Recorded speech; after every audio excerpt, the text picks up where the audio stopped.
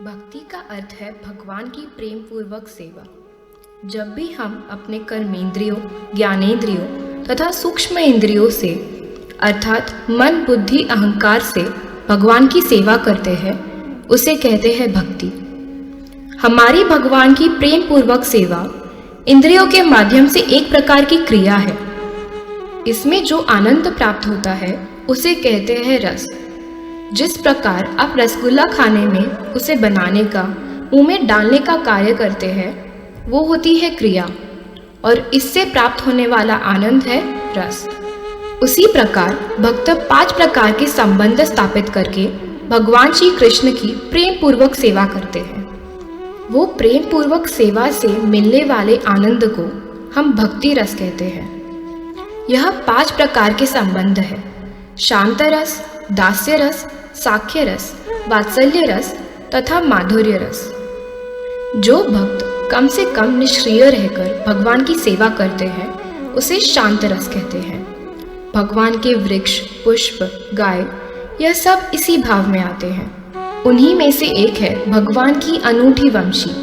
आइए देखते हैं बांसुरी ने भगवान श्री कृष्ण का नित्यवास कैसे प्राप्त किया।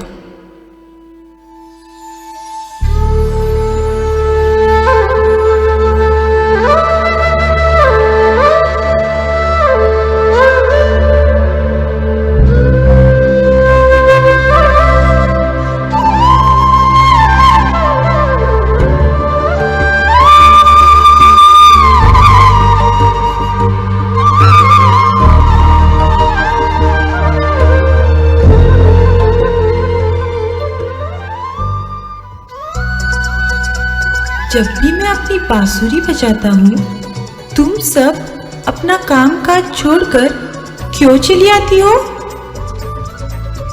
कान्हा, तुम्हारी बांसुरी हमें कहाँ कुछ करने देती है। और नहीं तो क्या, जब भी तुम अपनी बांसुरी बजाते हो, हम सब अपनी सुध बुध खोकर तुम्हारे ओर खींचे चले आते हैं। क्यों कान्हा, हमारा आना तुम्हें भाता नहीं? हमारे आने से तुम्हें कोई आपत्ति है? नहीं सखी, तुम सबके आने से भला मुझे क्यों आपत्ति होगी? आपत्ति तो तुम्हारी मैयाओं को होगी, है कि नहीं? हाय दैया, मैं तो माखन बिलोते बिलोते ही आ गई। अब मैया देखेगी तो खूब खरी खोटी सुनाएगी। मैं तो अपने गाय का दूध निकाल रही थी। अब तो गैया का सारा दूध बछड़े ने ही पी लिया होगा। बाबा से बहुत डांट पड़ेगी अब। अरे, मैं भी चूल्हे पे दूध ऐसे ही छोड़ आई।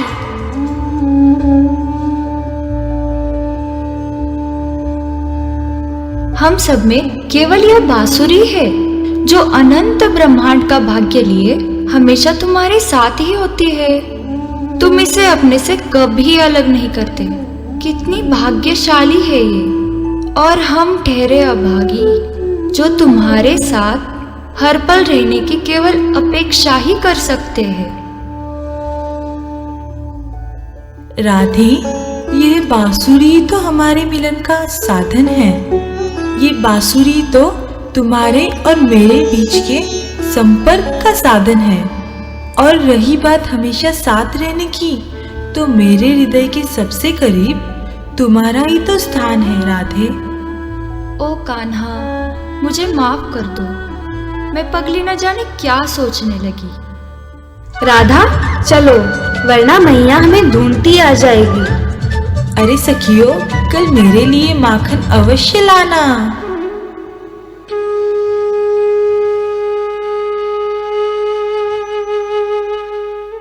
विशाखा, जल्दी से निकालो कान्हा की बंसी। अब यहीं पर हम उसे प्रश्न पूछेंगे।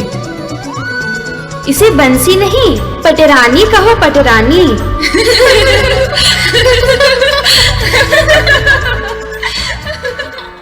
विशाखा, ललिता, ये बंसी तुम्हारे पास कैसे आई? राधा, हमने इसे चुरा लिया। अब हम इसे प्रश्न पूछकर ही रहेंगे कि इसने ऐसी कौन सी तपस्या की जिससे इसे कृष्ण के अधरामृत का नित्य पान करने का सौभाग्य प्राप्त हुआ। अरे सखियों, अगर ये बंसी नहीं मिली तो कृष्ण कितने बेचैन होंगे। लाओ इसे मुझे दो, मैं कान्हा को लौटा दूंगी। हाँ हाँ राधा, तुम ही देना इसे कान्हा को, परंतु उससे पहले हम सब इससे प्रश्न पूछेंगे। परंतु अब सारी शंकाएं छोड़ो राधा, क्या तुम्हें नहीं जानना आखिर कृष्ण तुमसे भी ज्यादा इसके साथ क्यों रहते हैं? सौतन है तुम्हारी। हाँ राधे, तुम्हारा अधिकार बनता है प्रश्न करने का। हाँ हाँ सखियों, मैंने सुना है कि कान्हा भोजन करने से लेकर सोने तक कभी इसे अपने से अलग नहीं करता। जब वह भोजन करने बैठता है तब बांसुरी को कमर की फेट में ही रखता है, और जब सोता है तो इसे अपने साथ सेज पर ही रखता है। इस बांसुरी का तो परमात्मा के साथ विवाह ही हुआ है। ठीक है, तो आज हम इसे सवाल पूछ कर ही रहेंगे। राधा, जल्दी से इसे प्रश्न करो, अब हमसे रहा नहीं जा रहा।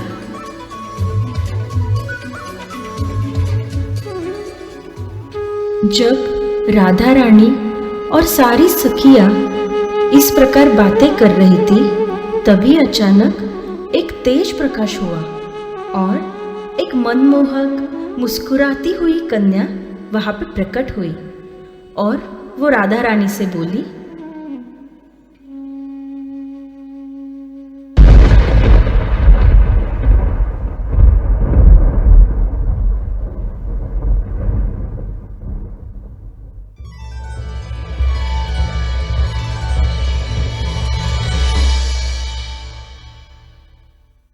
राधा रानी की जय। मैं हूँ सम्मोहिनी। मैंने आप सभी की बातें सुनी और आप सभी मुझसे प्रश्न पूछना चाहती है। यह जानकर मैं अपने आप को अत्यंत भाग्यशाली समझती हूँ। मैं सभी प्रश्नों के उत्तर देने के लिए सज्ज हूँ। ओह, तो तुम ही हो वो भाग्यशाली। सम्मोहिनी, हम सभी यह जानना चाहते हैं, आखिर तुमने ऐसी कौन सी तपस्या की जो तुम कान्हा के साथ नित्य रहती हो? मैंने श्री कृष्ण के समीप आने के लिए जन्मों से प्रतीक्षा की है। प्रतीक्षा? वो कैसे? हाँ, प्रतीक्षा त्रेता युग से थी। त्रेता युग में जब भगवान राम वनवास काट रहे थे, उस समय मेरी उनसे भेंट हुई थी। उनके आसपास बहुत ही मनमोहक फूल थे। उन पौधों की तुलना में मुझ में कोई खास गुण नहीं था, लेकिन भगवान ने मुझे दूसरे पौधों की तरह ही महत्व दिया। उनके कोमल चरणों का स्पर्श पाकर मुझे प्रेम का अनुभव हुआ। प्रभु को मेरी कठोरता से कोई पीड़ा नहीं हुई। उनके हृदय में असीम प्रेम था। जीवन में पहली बार मुझे किसी ने इतने प्रेम से स्वीकारा था। इसी कारणवश मैंने उनके साथ आजीवन रहने की कामना की, लेकिन उस काल में वो अपने मर्यादा से बंधे हुए थे। इसीलिए उन्होंने मुझे द्वापर युग में अपने साथ रखने का वचन दिया। इसी तरह श्री कृष्ण ने अपना वचन निभाते हुए मुझे सदैव अपने निकट रखा।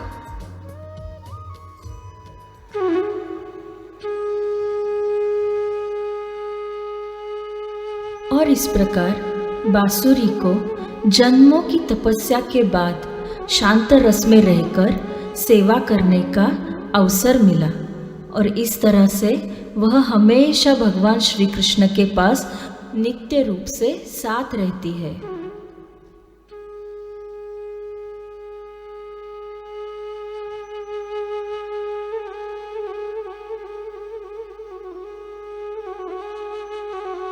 जब कृष्ण 5000 साल पहले अपने आध्यात्मिक जगत से इस भौतिक जगत में अवतरित हुए थे, तो वह सामान्य व्यक्ति के तरह ही दूसरों के साथ जुड़े थे।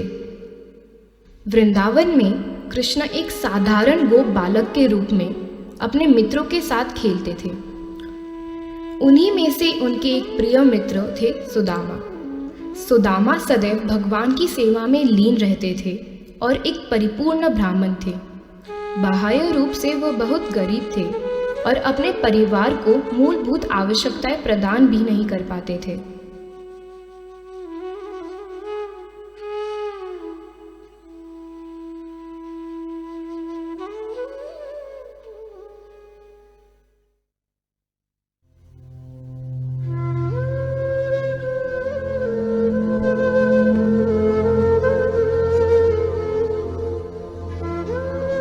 हे स्वामी, मैं जानती हूँ सभी ब्रह्मांड के सर्वोच्च स्वामी भगवान श्री कृष्ण आपके प्रिय मित्र हैं।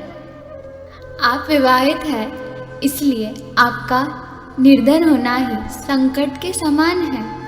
इसलिए कृपया आप द्वारका जाकर कुछ मदद मांगे और मुझे यकीन है कि भगवान श्री कृष्ण आपकी निश्चित रूप से मदद करेंगे।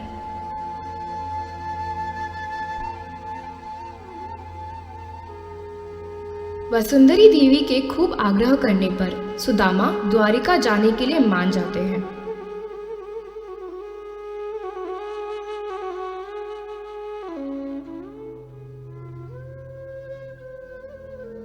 ठीक है, मैं जाऊंगा। भगवान श्री कृष्ण के साक्षात दर्शन तो कर लूंगा, किंतु मैं उनसे कुछ मांगूंगा नहीं, बल्कि मैं ही उनके लिए कुछ ले जाऊंगा।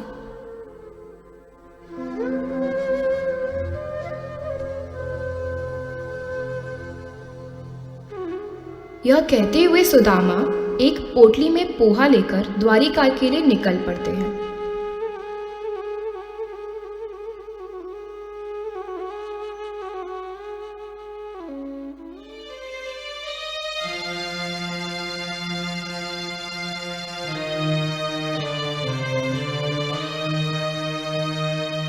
हे ब्राह्मण देवता, आपको किससे मिलना है? मुझे द्वारकाधीश से मिलना है। वो मेरे बाल सखा है। कृपया मुझे अंदर जाने दीजिए। मित्र? द्वारकाधीश कैसे आपके मित्र हो सकते हैं? फिर भी मैं अंदर जाकर उन्हें सूचित करता हूँ।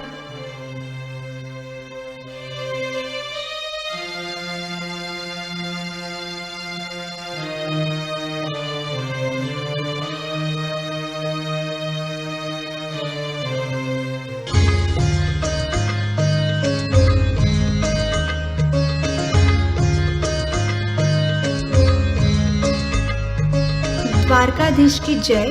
राजमहल के द्वार पर एक ब्राह्मण देव आए हैं। वे अपना नाम सुदामा बता रहे हैं। क्या? सुदामा? सुदामा? मेरे प्रिय मित्र सुदामा मुझसे मिलने आए हैं। सुदामा, सुदामा।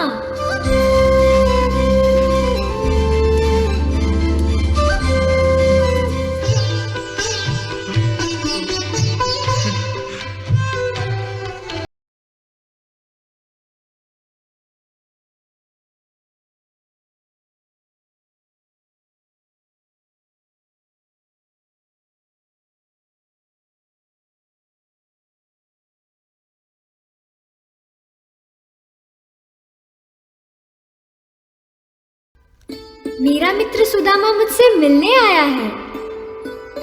हे प्रिय सुदामा, मैं अत्यंत प्रसन्न हूँ कि तुम द्वारका नगरी मुझसे मिलने आए हो।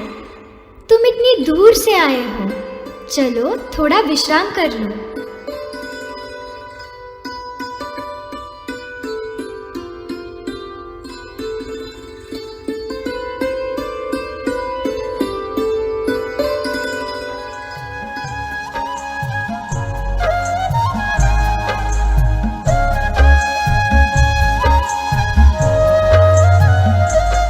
आओ सुदामा, सिंहासन पर विराजो।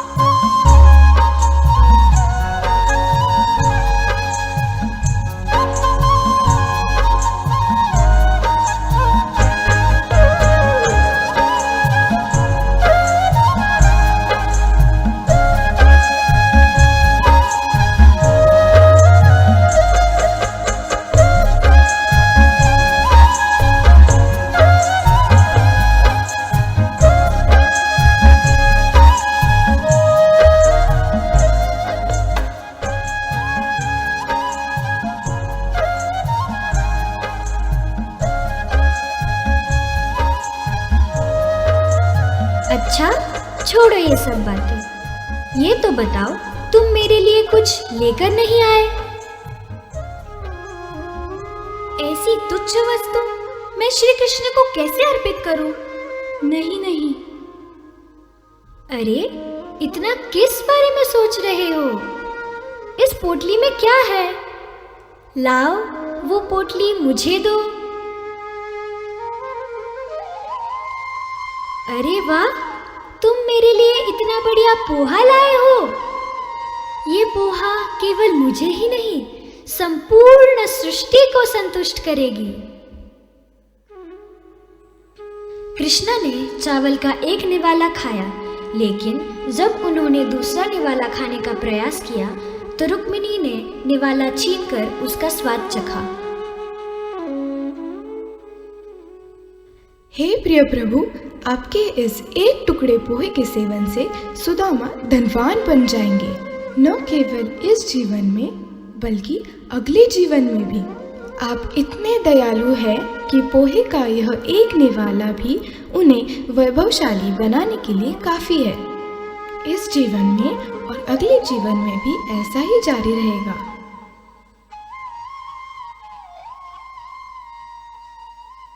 ऐसा प्रतीत हो रहा है कि सुदामा को कृष्ण से कुछ भी प्राप्त नहीं हुआ, ना ही उन्होंने कुछ मांगा। पूरे समय वो दिव्य आनंद के सागर में डूबे रहे। उस रात महल में विश्राम करने के बाद अगली सुबह वह अपने घर के लिए चल पड़े। घर जाते समय वह परम आनंदित थे तथा कृष्ण के विचार में डूबे हुए थे।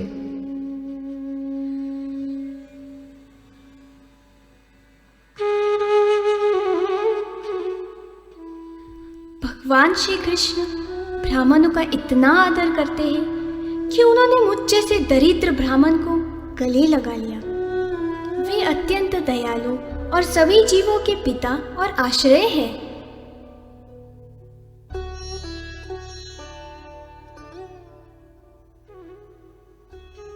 ऐसा सोचते हुए सुदामा अपने गांव पहुंच गए, लेकिन जब उन्होंने अपनी कुटीर की तलाश की तो उसकी जगह उन्हें बहुमूल्य पत्थर और रत्नों से बना हुआ एक विशाल भव्य महल दिखाई दिया।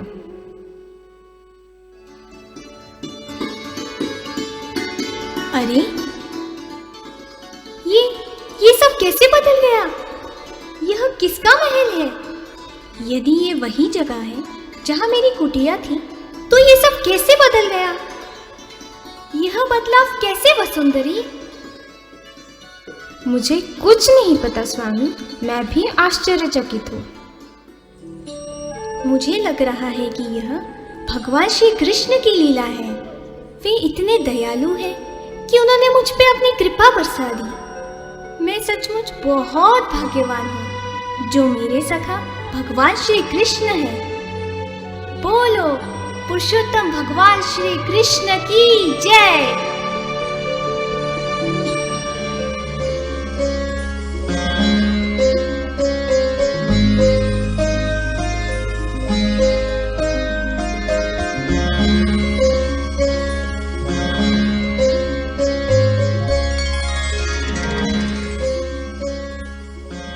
वात्सल्य रस माता का पुत्र के प्रति प्रेम, बड़ों का बच्चों के प्रति प्रेम तथा गुरु का शिष्यों के प्रति प्रेम दर्शाता है।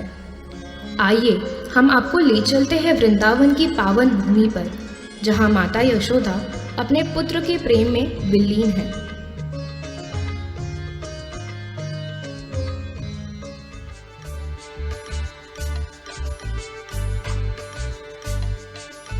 अरे ओ यशोदा, क्या कर रही हो?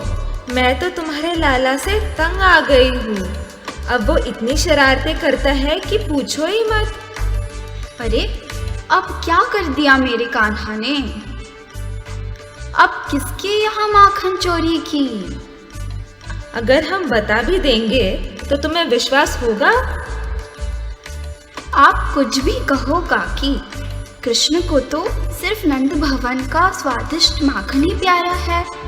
वो भला क्यों दूसरों के यहाँ चोरी करेगा? तुम्हें तो सच कभी नजर ही नहीं आता।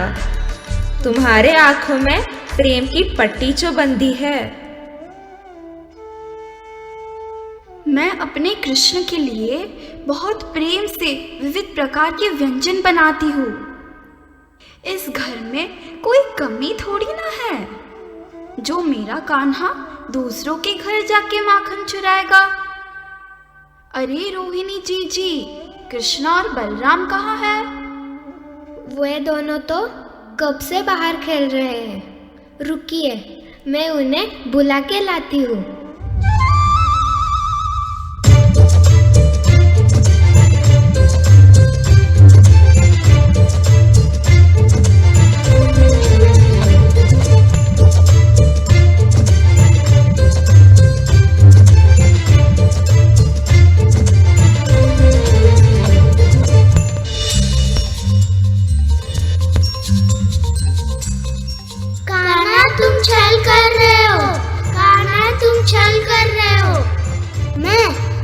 छल नहीं करता। मैं भला छल क्यों करूंगा? कृष्णा, बलराम, घर आ जाओ, भोजन का समय हो गया है। नंद बाबा भी तुम्हारी प्रतीक्षा कर रहे हैं। मैया, हमें खेलने दीजिए ना।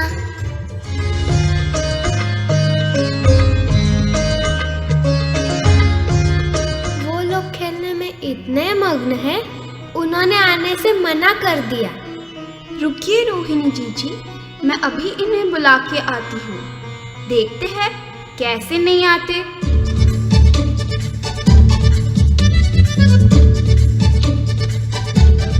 कृष्णा, बलराम, जल्दी आओ, भोजन का समय हो गया है। कान्हा, अगर तुम अभी चले गए तो हम कल पश्चात तुम्हारे साथ नहीं खेलेंगे, क्योंकि तुम खेल में बाधा ला रहे हो। ठीक है, मैं नहीं जाऊंगा। कान्हा, बलराम, चलो ना।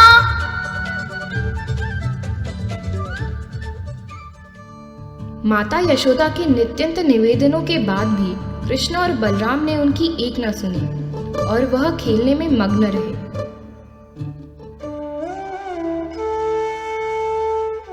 अब मैं क्या करूं? कृष्णा बलराम तो बहुत समय से भूखे हैं। ये उनके स्वास्थ्य के लिए हानिकारक है।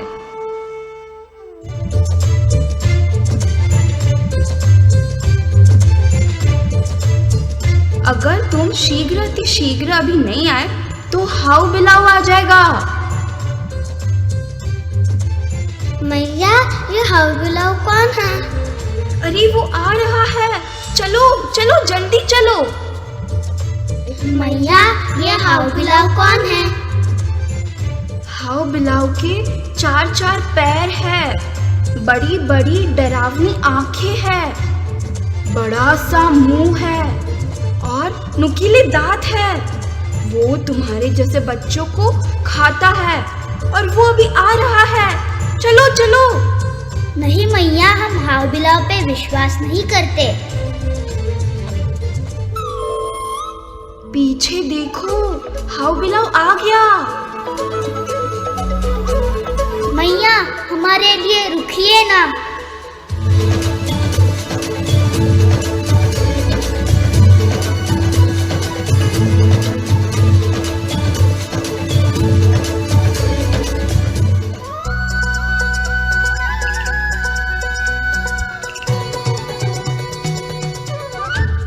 कृष्णा, बलराम, तुम भाग क्यों रहे हो? बाबा, हम अभी हाउ बिलाव से बच के आए हैं। ये हाउ बिलाव कौन है? उसके 4 पैर हैं, बड़ी बड़ी आंखें हैं, नुकीले नुकीले दांत हैं। हम उससे अभी बच कर आए हैं। बहुत अच्छी बात है। आओ, हम सब मिलके भोजन करते हैं।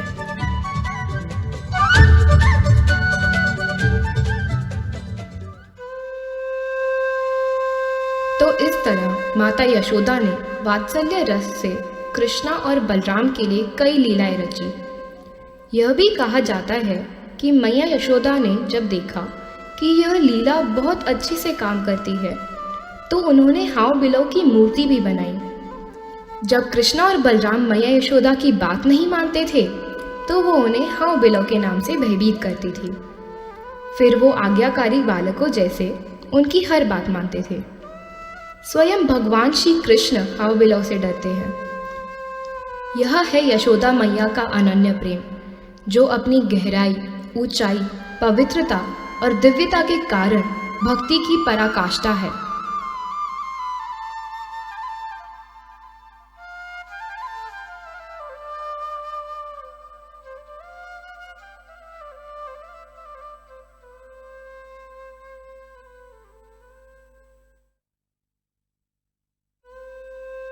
भगवान के बीच शुद्ध और दिव्य प्रेम की क्रीड़ा को हम रासलीला कहते हैं। भगवान श्री कृष्ण की रासलीला रहस्यों का रहस्य है। इसमें माधुर्य रस मिश्रित है, जो भक्ति का सर्वोच्च गौरव है। रासलीला तर्क और वितर्क का विषय नहीं है। इस लीला को केवल भगवान के शुद्ध भक्त ही समझ सकते हैं।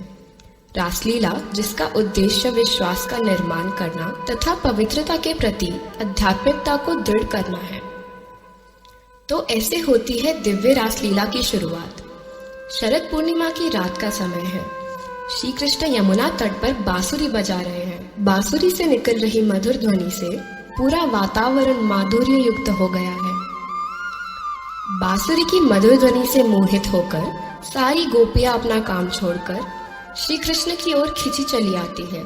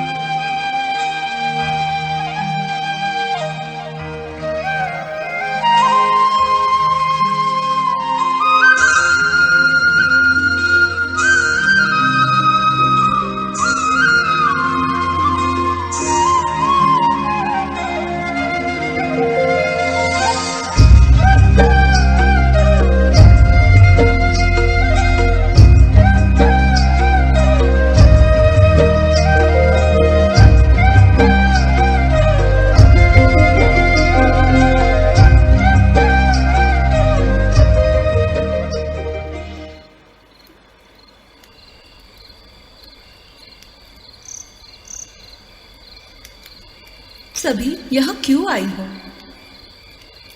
आधी रात में ऐसे स्थान पर तुम्हारा आना उचित नहीं है, क्योंकि यह जंगल हिंसक पशुओं से भरा है। तुम सभी अपने परिवार के पास लौट जाओ। तुम्हारा पहला कर्तव्य अपने पति एवं परिवार की सेवा करना है, इसीलिए ज्यादा विलंब ना करते हुए तुम लौट जाओ। यह करना आपके लिए अशोभनीय है कि जो युवतियाँ अपने जीवन का सर्वस्व न्योछावर करके एकमात्र आपकी सेवा करनी आई है, उन्हें आप इस तरह ठुकरा दे। हे सखियों, मैं समझ सकता हूँ कि तुम लोगों ने अपने संरक्षकों की अनुमति के बिना ही अपना अपना घर छोड़ा है।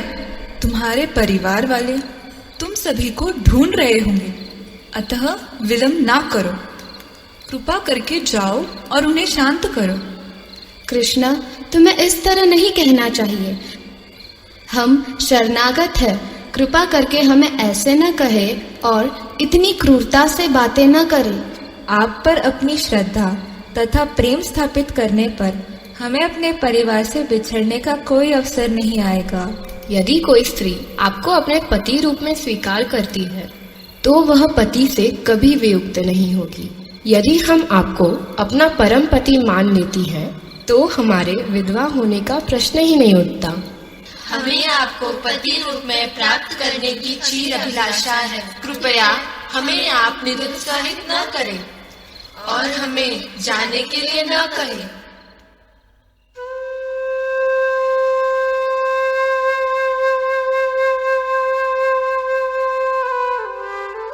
सभी गोपियों की बातें सुनकर कृष्ण मुस्कुराने लगे। उन्हें आनंदित देखकर गोपियां भी प्रसन्नता से गाने और झूमने लगी।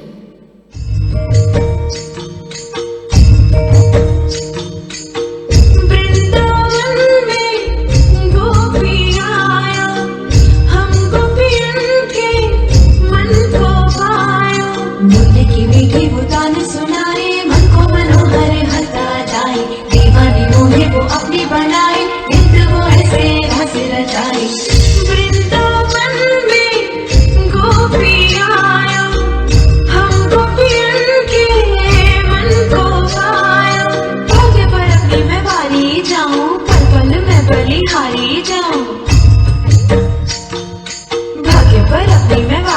जाऊं, बगल में बलिहारी जाऊं, कान्हा को मैं संग जुबाऊं, कान्हा को मैं संग जुबाऊं।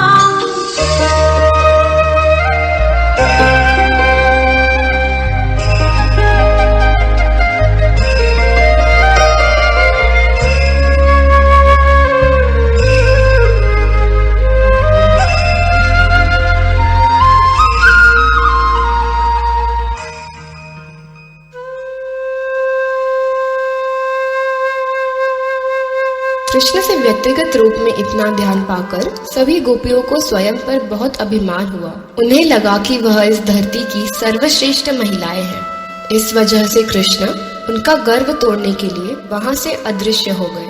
गोपियों ने जैसे ही अपनी आंखें खोली तो उन्हें कृष्ण नहीं दिखे और वे सभी मिलकर सारे वन में कृष्ण को खोजने लगी। हर एक वृक्ष और पौधे से गोपाल के बारे में अत्यंत चिंतित होकर पूछने लगी। इस दृश्य से हमें पता चलता है कि सभी गोपियां कृष्ण से शुद्ध और निष्ठावान प्रेम करती थी। हे अशोक वृक्ष, क्या बलराम का छोटा भाई, जिसकी मुस्कान सभी घमंडी महिलाओं के घमंड को दूर कर देती है, इस रास्ते से गुजरा है? हे मालती, हे मालिका, हे जाति, क्या माधव को तुमने यहाँ से जाते हुए देखा? हे कृष्ण, तुम हमारे सामने आ जाओ, हमारे मन को इतना व्याकुल और दुखी ना करो।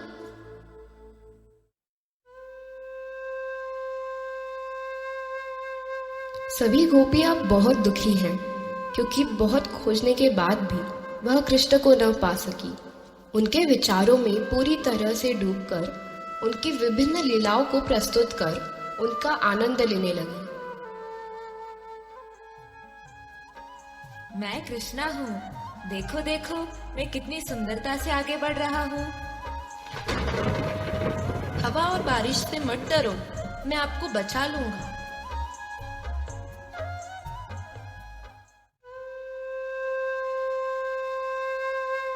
लीलाएं प्रस्तुत करने के बाद वे होश में आई, क्योंकि वे हर एक कृष्ण लीला में इतनी खो चुकी थी कि उन्हें और कुछ याद ही नहीं रहा। ध्यान आने के बाद उन्होंने फिर से कृष्ण को ढूंढना शुरू किया। आगे जाकर उन्हें कृष्ण के साथ साथ किसी और गोपी के पैरों के निशान भी दिखाई दिए, जैसे कोई विशेष गोपी हो। यह देखकर वे सभी बहुत कुछ सोचने लगी और यह बात उनके मन को निराश करने लगी।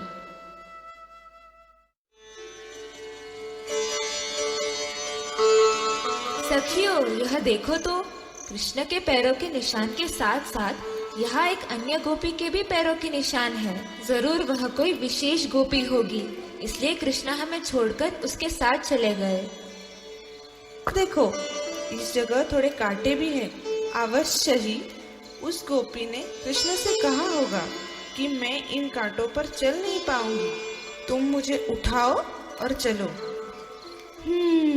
अवश्य यही हुआ होगा। कृष्ण ने यहाँ से फूल तोड़कर उस गोपी के बालों में लगाए होंगे और वह गोपी अपने आप को जगत की सबसे सुंदर स्त्री मानने लगी होगी। हम यहाँ दुखी और वो वहाँ आनंद में होगी।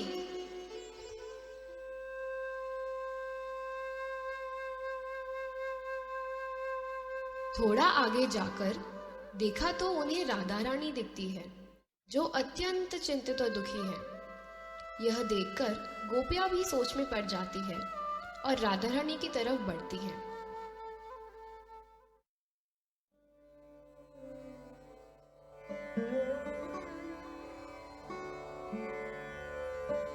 सखियों, देखो, वहाँ राधे खड़ी है और उदास है। जाके पूछो तो उन्हें क्या हुआ है।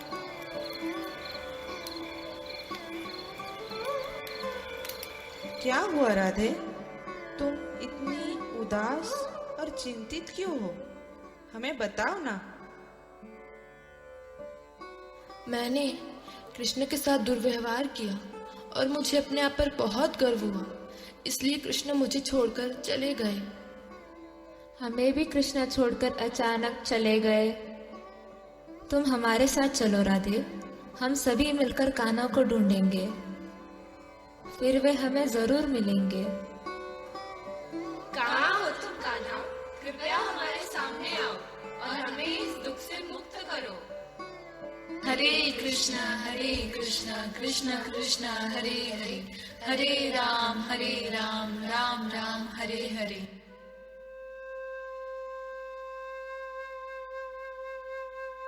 गोपियों की पुकार से कृष्ण उनके सामने आ जाते हैं, क्योंकि अब गोपियों का अभिमान टूट चुका है और वे सभी अब एक ही स्तर पे हैं। अपनी आंखें खोलो गोपियों, देखो मैं आ गया। कृष्ण को अपने सामने पाकर सभी अत्यंत प्रसन्नता से कृष्ण की ओर भागने लगती है। कृष्णा, हमने आपकी बहुत प्रतीक्षा की, तुम हमें छोड़कर अचानक चले गए। हमें हमारी गलती समझ आ गई है, हमें उसका बहुत पछतावा है। भूल हुई हम सब से क्षमा कर दो, हम गोपियन को क्षमा। बंसी की मीठी तान सुना दो, व्याकुल मन को फिर बहला दो।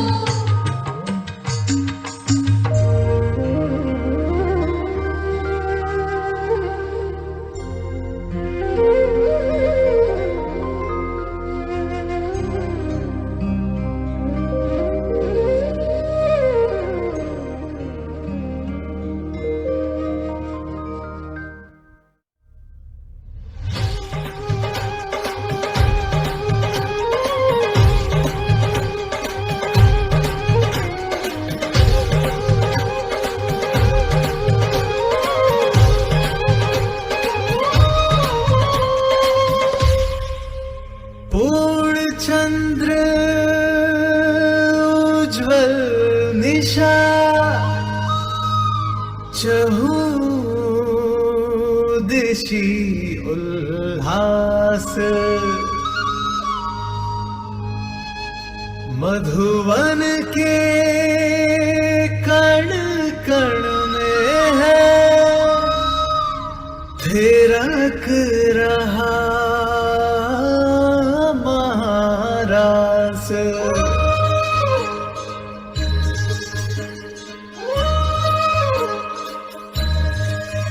राधा कृष्णा, राधा कृष्णा।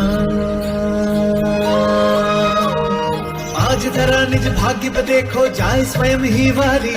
जमुना जी के तट की सुंदर छटा आज है न्यारी। मंद सुगंधित पवन चले देखो कर मत भारी। राधा के संग रास रचाए कान्हा कुंज बिहारी।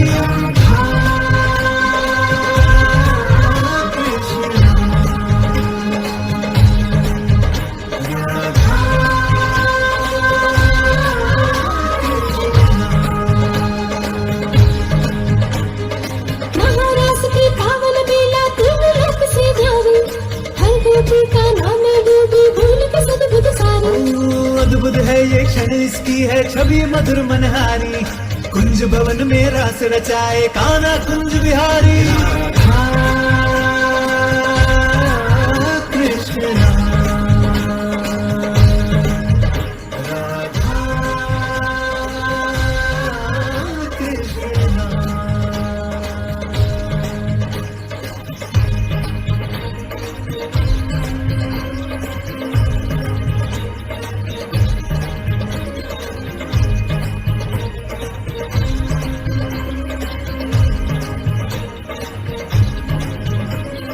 प्रेम रूप धर कर आए हैं देखो प्रेम पुजारी। ओ स्वर्ग उतर आया धरती पर सृष्टि है आभारी। कण कण बोले जय मुरलीधर जय वृषभानु।